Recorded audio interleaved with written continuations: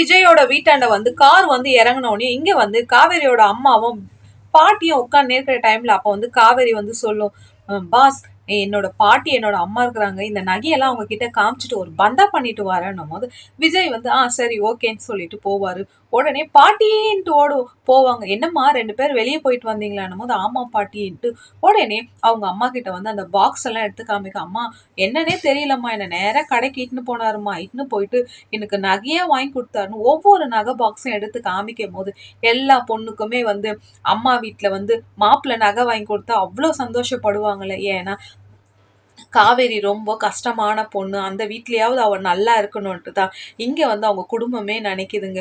உடனே பாட்டி வந்து சொல்லுவாங்க, என்ன காவேரி இது ஒரு 10 சவரம் இருக்கு பாட்டி, அந்த ஆரம் மட்டுமே 25 சவரன் பாட்டி, அந்த மாதிரி அவர் வாங்கிட்டாரு, என்னன்னு தெரியல பாட்டி, எனக்கு இவ்வளோ நகை வாங்கி கொடுத்தாரு, வேண்டாம்னா கூட விடவே இல்லை பாட்டி என்னும் போது, விடுமா மாப்பிள்ள ஆசையா வாங்கி கொடுத்துருக்குற, அதை போய் ஏம்மா நீ வேணான்ற, எல்லாத்தையும் போட்டு பார்த்தே பாட்டி, நான் எங்க போட்டு பார்த்தேன், அவரு தான் அந்த நகை கடையில் எனக்கு போடு போடுன்னு சொன்னார் பாட்டி, ஒரே போட்டோலாம் எடுத்தாரு, செல்ஃபி எல்லாம் எடுத்தாரு பாட்டின்னு உடனே ஹாப்பியா பேசினுக்கிறாங்க காவேரியோட வீட்டுல. லைக் பண்ணுங்க, கமெண்ட் பண்ணுங்க ஃப்ரெண்ட்ஸ். Thank you all.